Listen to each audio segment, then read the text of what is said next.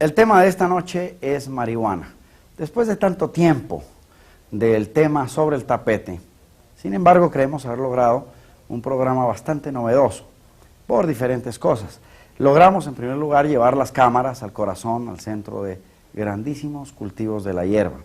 Hablamos con gente que la cultiva, pero novedoso porque conseguimos un documento oficial del Departamento de Estado, un documento oficial del gobierno de los Estados Unidos, en el cual se anota que el cuarto cultivo en importancia en los Estados Unidos es la marihuana.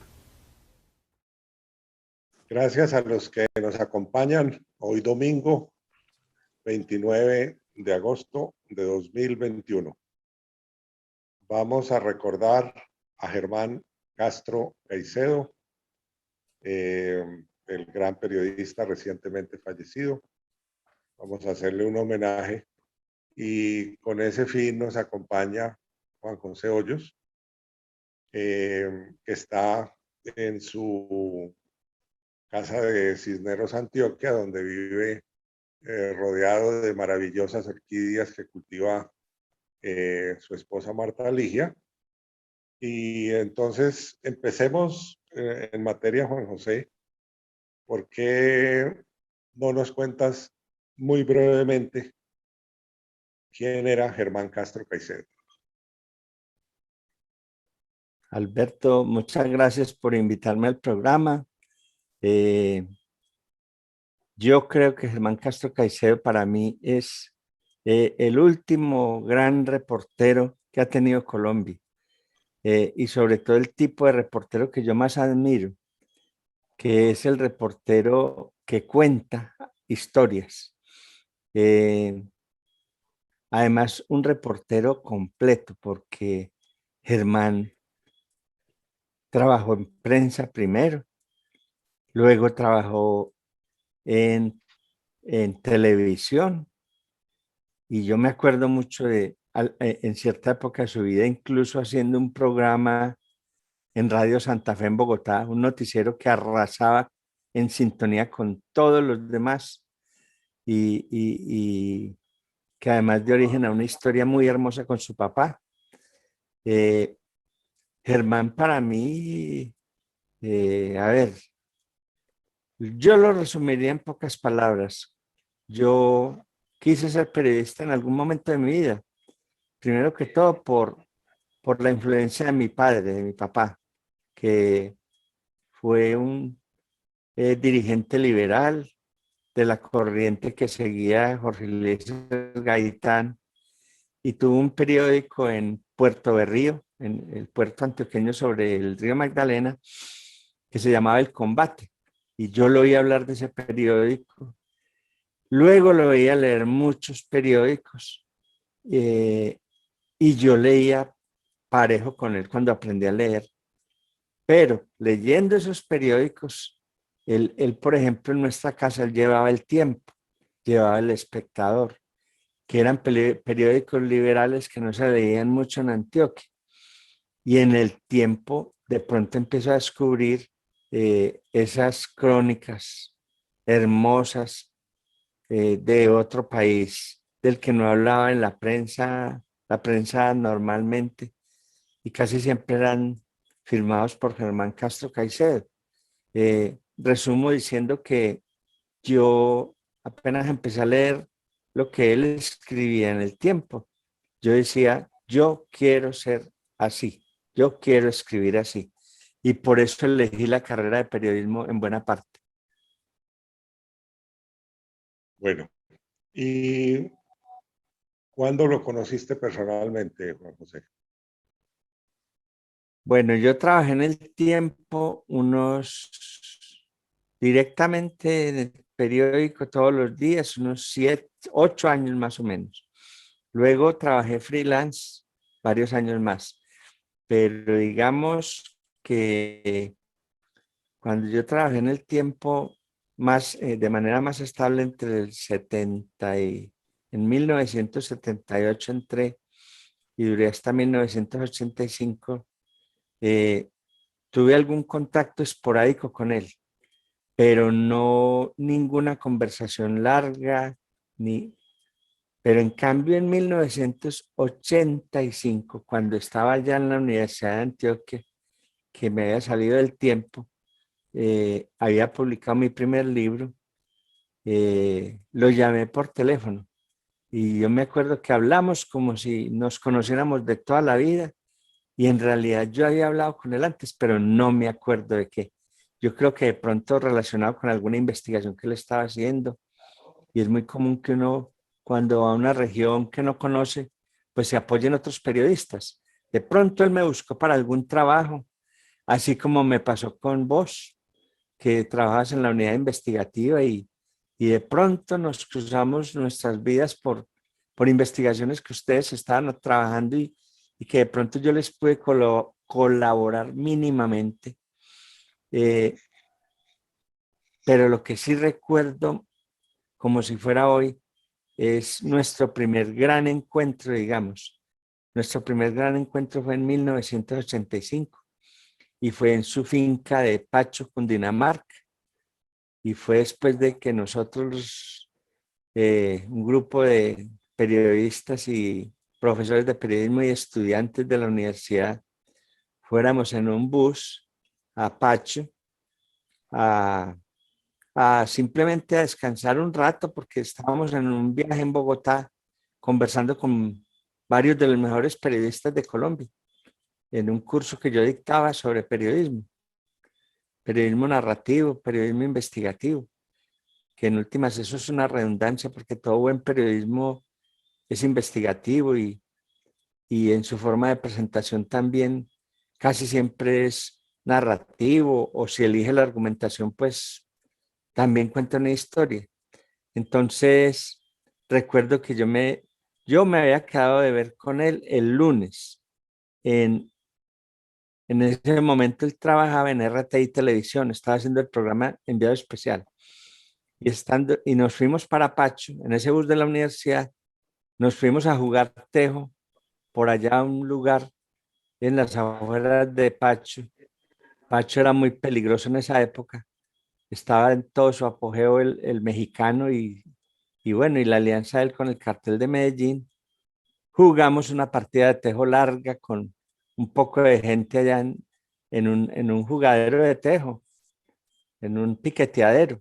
Y me acuerdo mucho que de ahí yo les pregunté a los tipos del piqueteadero que dónde quedaba la finca de Germán y me dijeron dónde quedaba. Entonces, en el bus de la universidad fui y la primera imagen que tengo de Germán es él sembrando, él desyerbando la tierra, sembrando, un domingo por la tarde, porque yo decidí ir a visitarlo un ratico esa tarde antes de vernos el lunes y esas tardes de él en Pacho eran muy especiales. Él en el fondo era un campesino y yo me acuerdo que vino así con las manos todas untadas de tierra, nos saludamos y empezamos a conversar.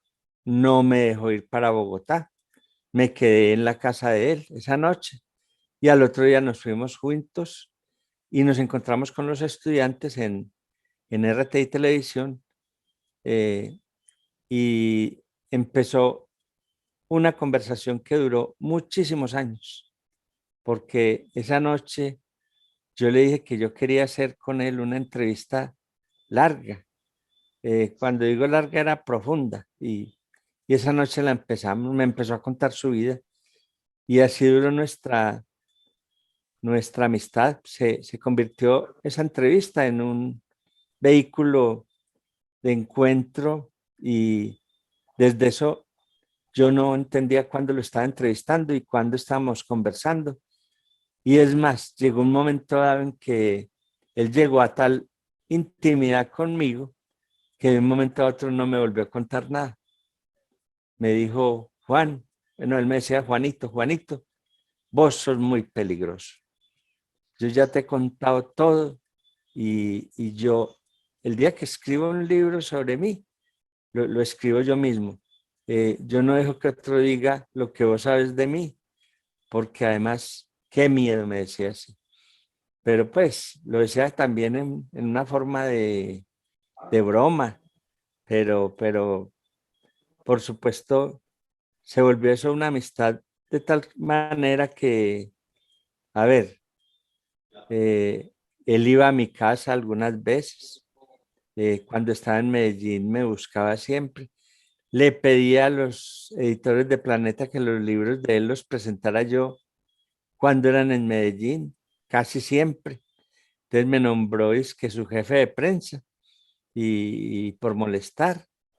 Ya después me hice muy amigo también de su esposa Gloria Moreno de Castro. Finalmente terminé ayudándoles en un trabajo muy bonito que tuvieron, que fue Medios para la Paz.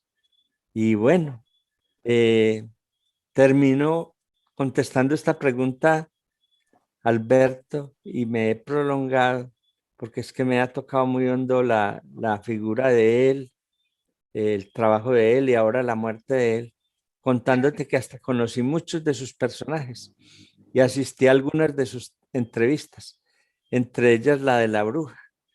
Yo conocí la bruja, conversamos mucho. La bruja tenía una sobrina medio mafiosa o no, mafiosa entera y la sobrina se enamoró de Germán y la bruja se enamoró de mí. Ahí terminó esa historia.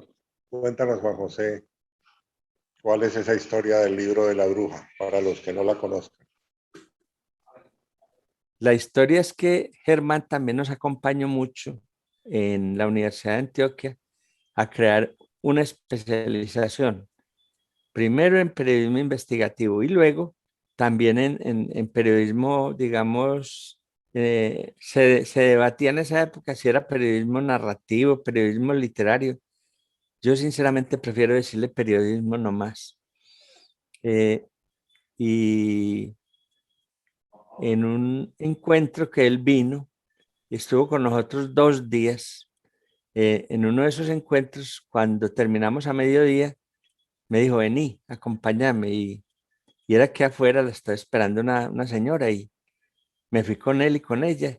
Y ella iba acompañada, como decía antes, de una sobrina y nos fuimos a conversar. Y resulta que era la bruja. El libro no se conocía, eh, porque no se había publicado, por supuesto, y él no había, digamos, contado, él jamás contaba de qué estaba escribiendo y nunca publicaba como avances de sus libros. Él era bueno en cuanto a promover sus libros y siempre sus libros eran una bomba que salía completa y estallaba. Entonces ella, ¿quién era ella? Era una mujer que vivía en Fredonia, que supuestamente había sido poseída por el demonio y Germán la conoció en unos exorcismos que le estaba haciendo Monseñor Uribe Jaramillo, un arzobispo muy importante de Antioquia, en realidad en términos católicos, un santo. Y eh, a raíz de eso, él empezó a conversar con ella sobre esos exorcismos y ella empezó a contarle su vida. ¿Y qué pasaba? Que su vida estaba cruzada por la política, porque el presidente de la época, que era Julio César Turbay Ayala, se hacía adivinar la suerte de ella. Entonces, parte de las decisiones que tomaba el gobierno nacional tenían que ver con la bruja. En segundo lugar, Fredonia era uno de los centros más importantes del narcotráfico de la época. Allá había algunos de los pioneros del cartel de Medellín y ella era muy cercana a ellos. Y en tercer lugar, porque se cruza con todo esto una historia de amor entre un mafioso de ellos, de esos de allá de esa época, y una muchacha. Y yo diría que esa es como una de las primeras grandes novelas del narcotráfico, la que hay contada en ese libro, esa historia de amor de ese mafioso por esa muchacha. Pero ¿qué sucede? que lo que pasa es que los mafiosos eran muy amigos del gobernador de Antioquia a la época, y el presidente de la época iba a la finca de los mafiosos. Y la bruja era amiga de los mafiosos y del presidente y de la muchacha. Entonces el subtítulo del libro me parece muy bien jalado, como decimos en Antioquia: Coca, política y demonio. Ese es como el resumen de la bruja. Y bueno, pues cuando yo la conocí, ya ella se había supuestamente liberado de la dominación del demonio y nos hizo muy amigos. Su pasión por la poesía de San Juan de la Cruz. Y a mí yo considero que San Juan de la Cruz es el mayor poeta de la lengua española. Y eso no lo digo yo, pues, sino que lo dice mucha gente importante y grandes críticos. Bueno, entonces Juan, tú empezaste este programa diciendo que Germán Castro Caicedo fue un gran reportero. ¿Cuál era el secreto de ese gran reportero, de la reportería que él hacía? El secreto era muy sencillo y él lo repitió muchas veces y me lo repitió expresamente a mí y a varios reporteros jóvenes que lo admirábamos. Era: salgan del periódico, no se queden sentados en el escritorio. El buen periodismo se hace sin estar sentado en el escritorio.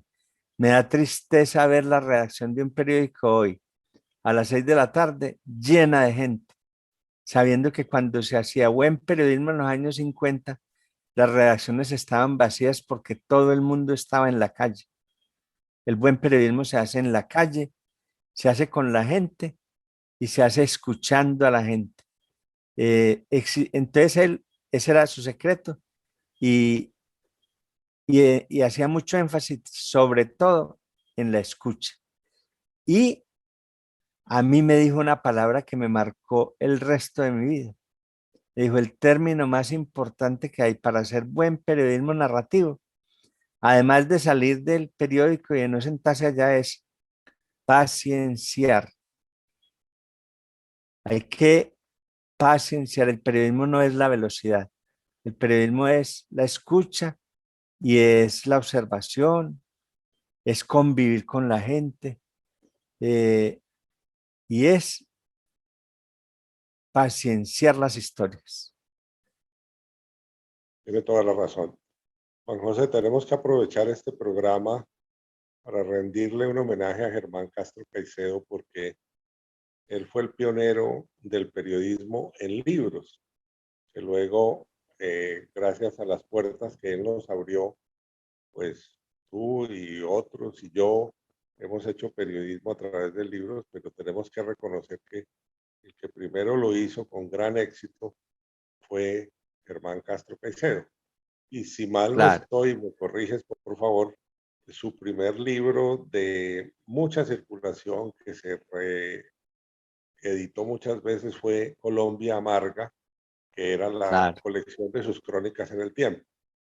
Pero claro. luego todos los otros libros de él que fueron eminentemente periodísticos, pues marcaron una nueva época porque le daban a él, el reportero independiente, suelto en la calle, que no pertenecía a ninguna redacción, la posibilidad de hacer la gran reportería. De los otros libros, Juan José, ¿cuáles destacarías por su valor narrativo o su valor en cuanto a la historia que cuentan o cuáles te gustaban más? A mí me gustan muchos libros de él. Lo que pasa es que yo empecé con él una conversación esa noche en Pacho, que duró por lo menos unos 8 o 10 años, con intermitencias, acerca de sus libros. Entonces, cada que salía un libro de él, lo conversábamos sobre ese libro. Y a mí personalmente, el libro de él, que me llamó más la atención porque fue el libro donde yo sentí que él se había vuelto un escritor, fue El Carina. por muchas cosas, sobre todo por el manejo del tiempo, por el manejo del ritmo. Él y yo conversamos mucho sobre ese libro, lo diseccionamos completamente, porque él sabía que a mí me gustaba mucho la literatura y él me decía a mí que él no sabía escribir. Y, y en parte tenía razón. ¿Saben por qué? Porque él no se formó en algo, o sea, él leía mucho, pero a él le costaba trabajo, por ejemplo, la puntuación, le costaba trabajo pequeñas cosas, pero saben que en eso se parecía mucho a Roberto Art. Eh, no sabía escribir, pero nadie escribía como él, nadie narraba como él. A él lo salvaba la fuerza, lo salvaba la fuerza. Yo he encontrado errores de hasta de ortografía en uno de sus últimos libros. ¿Y saben qué? A Dostoyevsky le pasaba lo mismo. Dostoyevsky le encontraban también errores de ortografía y a Roberto Art también. Entonces, pero nadie escribía como Dostoyevsky ni como Roberto Art, ni nadie conocía el alma de su pueblo como lo conocían ellos y como Germán Castro conoció el alma del pueblo colombiano. Así es, Entonces, lo has dicho porque como fue, él realmente tenía una capacidad que no tenía nadie de conocer al colombiano, alejado de las élites y del poder, el que estaba en el Bichada, en el completamente, Amazonas, en el completamente. Chocó, al Sí. colono, él tenía una habilidad. Y cuéntanos de qué hablaba el Karina, para los que no conozcan ese libro. El Karina, a ver, él empezó con esa historia de una manera muy, a ver, no la califiquemos. Él quería escribir algo sobre el fenómeno del cultivo de marihuana en La Guajira, por la época en que se dio el Estatuto de Seguridad y el presidente Turbay militarizó La Guajira.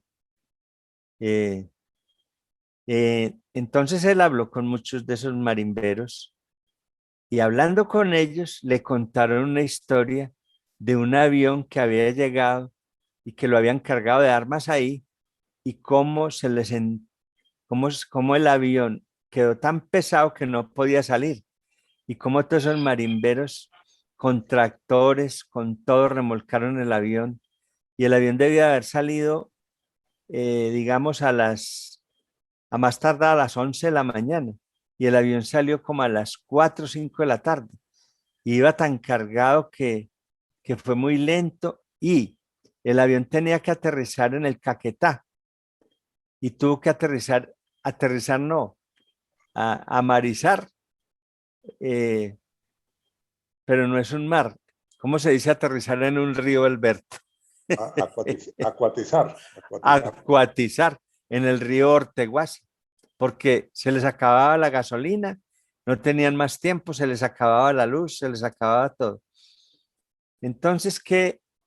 A ver, él empieza el libro contando la historia de cuando Jaime Bateman se da cuenta que quieren hacer la revolución armada en Colombia, un grupo de gente que incluso se había salido de las FARC porque consideraban que las FARC era un grupo que no tenía pretensiones de tomar el poder, que eran, digamos, como, estaban como muy acomodados a la situación y se habían vuelto una guerrilla campesina cómoda. Y entonces lo primero que pensaron era que tenían que tener armamento y bueno, ellos hicieron varios secuestros grandes, reunieron dinero y, si no me equivoco, el gran secuestro que hicieron en la Embajada de República Dominicana fue para aprovisionarse de armamento y compraron armamento en el mercado internacional. El armamento llegó a Panamá y ellos en Panamá fletaron un buque que se llama el Carina y se vinieron por el Pacífico a entrar con esas armas por la zona de la costa pacífica chocuana.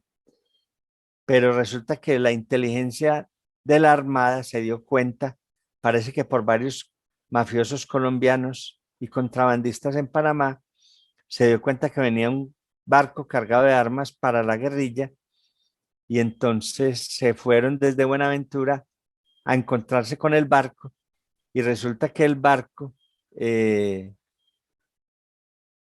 eso es un combate muy simpático porque son como dos ciegos peleando a los garrotazos, porque el avión de perdón, el barco de la Armada no tiene buenos instrumentos, tiene mal mantenimiento y el barco del M-19 lleno de armas también va así. Es como una pelea de colombianos improvisada, pero hay una cosa que impresiona mucho a los militares y es que apenas los guerrilleros se sintieron perdidos, dinamitaron el barco y se hundieron con él. De todas maneras, de todo ese cargamento de armas, hubo una parte de las armas que alcanzaron a llegar a La Guajira y de esas armas las llevaron hasta el Caquetá en un avión ayudado a cargar y a despegar por todos los marimberos de cierta zona de La Guajira. Entonces, el libro es una película realmente. Es decir, yo me acuerdo que yo empecé a leer ese libro un viernes a las 8 de la noche que me acosté y a las 6 de la mañana lo cerré el libro. Ese libro no se puede leer sino de una sentada o de una acostada. Por eso me parece que es el libro narrativamente más perfecto. Ahora, él tiene libros muy bellos. Él amaba mucho, por ejemplo, El Alcaraván. Ese libro está muy bien escrito. Además, porque él sufrió como 3 accidentes aéreos, en 2 de ellos casi se mata. Y el Alcaraván era un nombre que le tenían a los aviones DC-3 en los llanos. Entonces habla de esa pasión de él por la aviación y por esos aviones DC-3 que van, ¿para dónde? Para donde caiga. Así decían los pilotos. ¿Para dónde vamos? Para donde caiga el avión. Eh, Ese es otro libro muy bello. Y otro libro que me parece hermoso de él es Por la gran investigación, el del Palacio de Justicia. Ese es un libro fundamental en la historia de nuestro país. Y el otro, El Hueco. En El Hueco está contada en clave mucha parte de la historia del narcotráfico en nuestro país. Lo que pasa es que los mafiosos no aparecen con sus nombres. Yo supe, por ejemplo, que toda la historia de Carlos Leder está en El Hueco, pero no se llama Carlos Leder porque él no autorizó el uso de su nombre. Y, y, y bueno, ¿qué El gran más? mérito, Juan José, de Germán Castro Caicedo, es que él era tan buen reportero, que era un reportero único y exclusivo. Él descubría noticias que eran inéditas y que necesitaba muchos meses para investigarlas y para escribir el libro, como en el caso del Carina. No había ningún medio en Colombia que estuviera detrás de esas historias, porque él era el único que lo hacía. O sea, se Ah, podía dar el lujo de gastarse 1 año, 2 años, es el tiempo para sacar un buen libro, y nadie más tenía la chiva, porque él era el claro. único reportero que se encontraba o que buscaba esas chivas precisamente por lo que él no estaba en la sala de redacción, él estaba recorriendo el país. Y Ahí se también prueban, quisiera, Alberto, perdona, Alberto, perdón, ahí se prueban las dos cosas fundamentales que hemos dicho en este rato de homenaje a él, que espero no llorar porque me ha dado muy dura la muerte de él. Yo creo que la pérdida de Germán ha sido una pérdida para Colombia, para los ciudadanos colombianos, para los lectores colombianos y para los periodistas colombianos también. Eh, Te digo que ahí se prueban dos cosas de las que hemos dicho, que es que las dos de las cosas más importantes para el periodismo, para hacer buen periodismo es salir, estar con la gente, no estar en el periódico.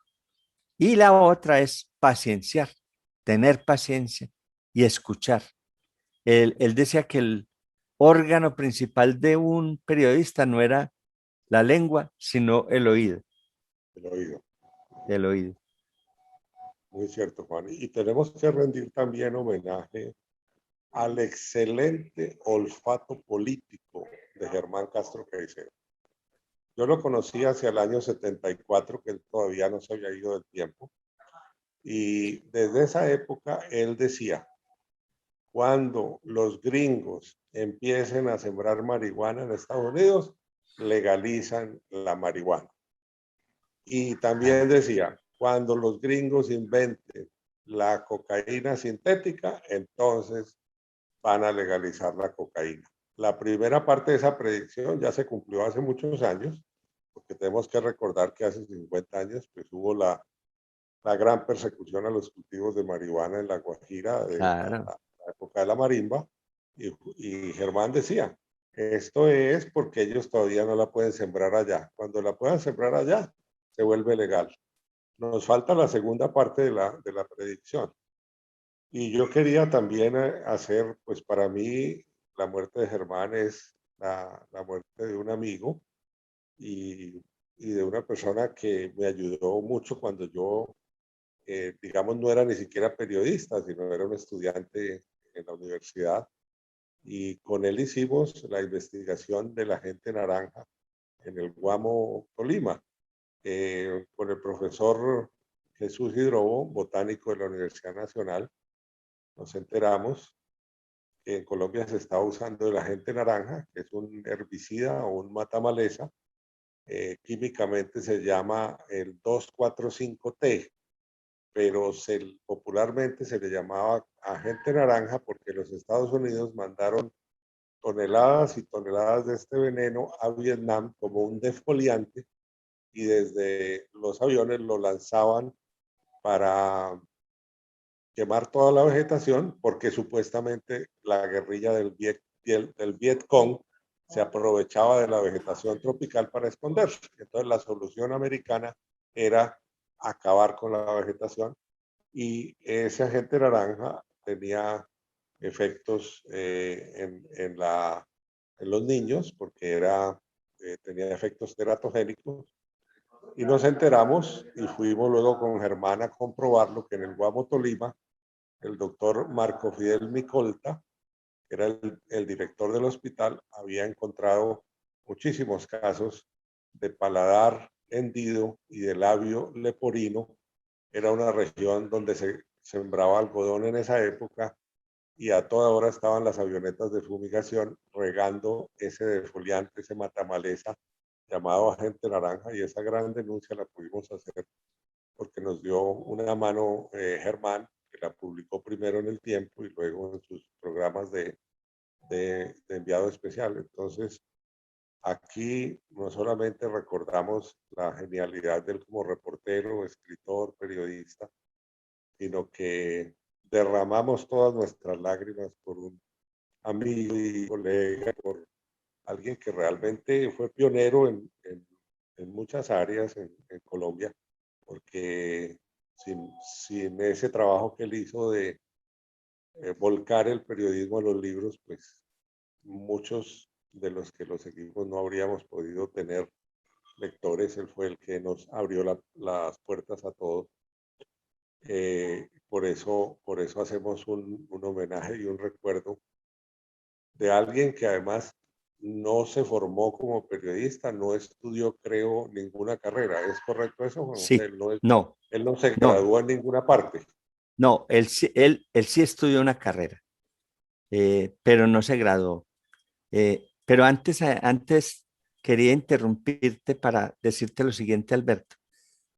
Yo soy supuestamente tu contertulio y supuestamente me estás haciendo las preguntas. Yo quiero hacerte una pregunta. ¿Es cierto, sí o no, que el verdadero comienzo de la unidad investigativa del Tiempo fueron tus trabajos sobre la gente naranja junto con Germán Castro Caicedo? Sí, claro, claro, por supuesto. Y Ah, sobre todo el entusiasmo que Germán le puso a eso. Y luego no hicimos una, sino varias visitas, porque cuando eso se publicó, vino posteriormente un equipo de la televisión americana de ABC. Volvimos allá a la región. Y además Germán tenía no solo esa voz que uno no tenía que saber verlo a él. Tenía una voz que no la tenía nadie en el país, que se distinguía por un timbre especial, pero además tenía esa capacidad que no tiene nadie de entrevistar y de comunicarse con la gente en todo sentido, porque realmente era el colombiano más colombiano que existió. Tenía una comunicación eh, muy buena con la gente y sobre todo con la gente obrera, trabajadora, campesina, con los colonos, con los colombianos Con de a los pie, indígenas, con los con los indígenas. indígenas.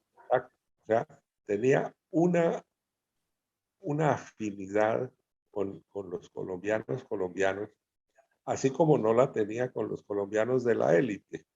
Claro. Con ellos sí no tenía buena comunicación, pero con los colombianos que estaban en todas las regiones del país, generalmente sufriendo y padeciendo los malos gobiernos y padeciendo el hambre y la falta de agua, él tenía una capacidad de hablar y de conectarse que se volvían iguales. El periodista, entrevistador y el entrevistado se volvían iguales. Tenía un Alberto, lenguaje que no se lo he visto a nadie. Alberto, sobre eso, ¿sabes qué pienso yo? Yo pienso que, es decir, a mí la muerte de Germán me ha dolido mucho, sobre todo porque él fue como mi maestro, mi hermano mayor, pero además un gran amigo. Pero me ha dolido sobre todo como colombiano, porque yo creo que murió el colombiano que más conocía a Colombia. Yo creo que la descripción más profunda de lo que somos está en sus libros. Yo comparo mucho, a ver, y aquí contesto tu pregunta que nos desviamos del tema, pero nunca nos vamos a desviar del tema porque estamos hablando de lo mismo. Eh, Me dijiste que si él había estudiado, él estudió antropología en la Universidad Nacional y empezó a estudiar y duró unos, a ver, la historia de él es muy bonita porque él empieza a hacer periodismo en un liceo en Zipaquirá y en ese liceo tenía un periódico que se llamaba El Aguijón y después tuvo algunos problemas en el liceo y los papás de él decidieron que se viniera a Bogotá a terminar el bachillerato y lo terminó en un liceo que se llama el Liceo Germán Peña. Apenas lo terminó, él no sabía qué carrera estudiar, pero él era esa pasión por conocer a Colombia. Él ya era un gran lector porque su padre era un gran lector. Su padre trabajó en la Dirección Nacional Liberal en los últimos años, en la casa de la Dirección Nacional Liberal. Le tocaba cuidar esa casa y administrarla y él dormía ya, vivía ya prácticamente. Y resulta que allá había una gran biblioteca y nadie la leía. Un parlamentario liberal de la época de Turbay, ¿qué iba a leer, por Dios? Un libro. Entonces, el papá se mantenía leyendo y muchos de los libros que leyó Germán, el papá los llevaba a la casa, los leía a Germán y los devolvían a la Dirección Nacional Liberal. Cuando se murió el papá de Germán, toda la biblioteca la entregaron a la Biblioteca Nacional. Se necesitaron 3 camiones para llevar los libros. Esa fue su escuela, la escuela del papá. Entonces él va a Bogotá, a ese liceo, termina allí, pero él también tenía una gran pasión por los toros y empieza a ser corresponsal de una revista de toros de España. Y tenía un programa de radio dedicado a los toros. Y bueno, con eso de Bueno, los toros, sí. por favor, cuenta, antes de que nos olvidemos del papá de Germán Castro, cuenta aquí de viva voz la anécdota que ya escribiste de Ah, cómo fue el reencuentro de Germán con su nos, papá a raíz del programa radial. eso es una de las cosas más hermosas que yo escuché en la vida, de boca de Germán. El papá y la mamá de él se separaron cuando él estaba estaba niño, no, estaba yo creo que empezando la adolescencia. y como él leía tanto, bueno, y amaba tanto a su papá y tenían una comunicación como tan cercana, a él le dio mucho dolor la ida del papá, pero le dio también mucho dolor porque se llevó muchos libros de la biblioteca que había hecho él y entre todos la habían hecho porque eran una familia muy lectora. La mamá era una lectora incansable también. Germán Castro en realidad es hijo de una familia colombiana extraña, porque en Colombia no se lee mucho. Esta era una familia, el papá se vino de los llanos huyendo de la violencia y fue a parar a Zipaquirá. Y en Zipaquirá encontró una mujer apasionada por la lectura como él. Y ahí se juntaron. Entonces, eh, Germán leyó muchos libros en la adolescencia y después fue a dar a Bogotá, no volvió a ver al papá. El papá se separó de la mamá, no lo volvió a ver nunca. Y él tenía ese dolor, ese vacío. Ya muy al final de su carrera, Germán, después de haber estado en enviado especial, después de haber escrito muchos libros, aceptó, después de haber dirigido el noticiero de los domingos que le entregaron a la oposición después de la constituyente, eh, él aceptó un puesto de director radial de un noticiero en Radio Santa Fe en Bogotá, la emisora más popular de Bogotá. Entonces él era un noticiero que tenía mucha sintonía y a él le dio por hacer un pequeño, los gringos le dicen a eso es que sketch, una cosa cortica donde él contaba una historia sobre ese día, más o menos lo que hace la BBC hoy, que se titula Un día como hoy. Entonces él decía, un día como hoy, y empezaba a hablar, y en eso se le venían muchos recuerdos, muchas historias. Entonces, un día, creo que fue el 11 de febrero o el 9 de febrero, no, fue en marzo, perdón, el 7 de marzo. El 7 de marzo se le vino a la cabeza que ese día se conmemoraba un atentado que había habido muy importante en Bogotá contra el general Rafael Reyes. Rafael Reyes fue un militar, dictador, se apoderó por la fuerza del gobierno después de la guerra de los 1000 días, era muy cercano al Partido Conservador y resulta que trató de hacer la paz con los liberales. Entonces hubo un sector conservador que se opuso a eso, un sector liderado por Laureano Gómez, nada más y nada menos. Y entonces empezaron a correr el rumor entre los conservadores que Reyes le iba a entregar la presidencia al general Rafael Uribe Uribe y que iban a hacer como una especie de frente nacional en esa época. Y resulta que se confabularon unos conservadores recalcitrantes y asaltaron al general Reyes en Barro Colorado, saliendo del Palacio Presidencial hacia el norte, más o menos en el lugar donde hoy queda la Universidad Javeriana, lo atacaron a balazos. El general se logró salvar milagrosamente. Iba con su hija. Él salía a pasear todos los días por ahí a las 11 de la mañana en un landó, o sea, un carro tirado por caballos, eh, muy, muy bonito, muy cómodo, descapotable. Y ahí iba y lo cogieron como 5 o 6 bandoleros enruanados y le dispararon y le perforaron varias veces el vestido a la hija de él y a él no le pasó nada. Entonces él se devolvió en el carro y se fue para la catedral a darle gracias a Dios que porque Dios era el que lo había salvado. Todo eso dio lugar a una investigación muy larga, duró todo un año, en la cual el general Reyes descubrió que los que lo habían intentado matar eran miembros de su propio partido, del sector laureanista del conservatismo en ese momento.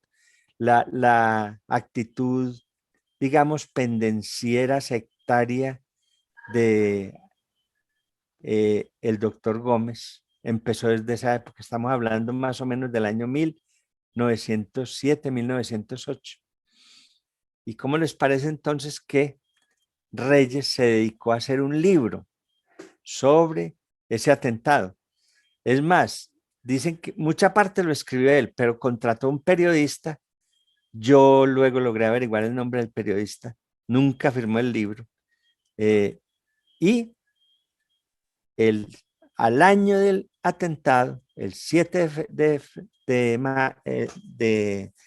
9 de marzo, ya la fecha es en marzo, pero el 7 de marzo, perdón. Ese día, Reyes, primero que todo, fusiló a los tipos que lo habían intentado matar, menos al principal cabecilla, porque ese se voló para Venezuela. Tomaron fotos, hicieron mapas y en esa misma semana o a los poquitos días publicaron el libro y lo imprimieron en Nueva York. Y Germán se acordaba de ese libro y decía que ese era el primer reportaje colombiano que se había escrito en el siglo XX. Él era apasionado por ese libro y en realidad es un libro alucinante. Es un libro muy bien escrito, muy bien diseñado, tipográficamente, fue impreso en Nueva York. Reyes se dio ese lujo y entonces ese día en la emisora de Radio Santa Fe, ese 9 de marzo o 7 de marzo, como sea la fecha, Germán Castro habló de todo esto y contó lo que estoy contando, pero dijo que él no se acordaba dónde había leído eso. Y resulta que terminó el noticiero y más o menos a las 10 de la mañana lo llamaron de la portería de Radio Santa Fe de la emisora. Don Germán, aquí hay un señor que vino en un carro con un chofer y dice que es su papá, que quiere hablar con usted. Él no había vuelto a tener noticia de su papá hacía por lo menos 30, 40 años. Y entonces él dijo, mi papá. Y dijo, déjenlo pasar. Y el señor pasó. Cuando de pronto entró a la oficina de Germán, se miraron. El señor llevaba un libro debajo del brazo. Se miraron y él gritó, papá. Y el papá de Germán gritó, hijo. Y se abrazaron. Y se pusieron a llorar. Y el papá inmediatamente llegó y sacó de debajo del brazo el libro y se lo entregó. Mi hijo, vea, este es el libro del que usted estaba hablando hoy. Este libro lo leyó usted en la casa cuando su mamá y yo todavía vivíamos juntos. Ese libro yo lo llevé a la casa, pero yo lo quería mucho y por eso no lo dejé allá. Pero el libro del que usted estaba hablando hoy es ese. O sea, el papá lo oía todos los días por la emisora. El papá se leía todos los libros, todas las noticias. El papá duró 40 años pendiente de él y solamente él ese día se dio cuenta de eso. Y a partir de ese momento jamás se separaron y fueron amigos del alma. Y el papá de Germán incluso cuando murió, se prolongó su agonía varias horas porque Germán no estaba en Bogotá y era esperándolo. Y finalmente Germán llegó y había muerto hacía 2 minutos y el médico le dijo, se quedó esperándolo hasta este momento. Entonces me conmovió mucho eso y me di cuenta cuánto marca un padre a un hijo y cuán bella es la relación de un padre y un hijo, aunque hayan diferencias en la familia, y cómo ese amor sobrevive a todo. En este caso, sobrevivió 40 años. Con esa anécdota sobre el papá y sobre el libro, cerramos el programa, Juan José, agradeciéndote infinitamente que nos hayas acompañado en este recuerdo y homenaje al gran Germán Castro Caicedo, reportero como no lo ha habido otro en Colombia. Muchas gracias, Juan José. Muchas gracias a ustedes. Para finalizar, yo creo que no sobra repetir una vez más, somos enemigos de la droga que está minando a nuestros pueblos y vemos la necesidad imperante de que haya una lucha contra esa droga, que sea erradicada, pero no creemos que sea poniendo en peligro nuestro futuro, nuestros hijos, nuestra naturaleza, cómo se deba combatir. Tiene que haber otros sistemas.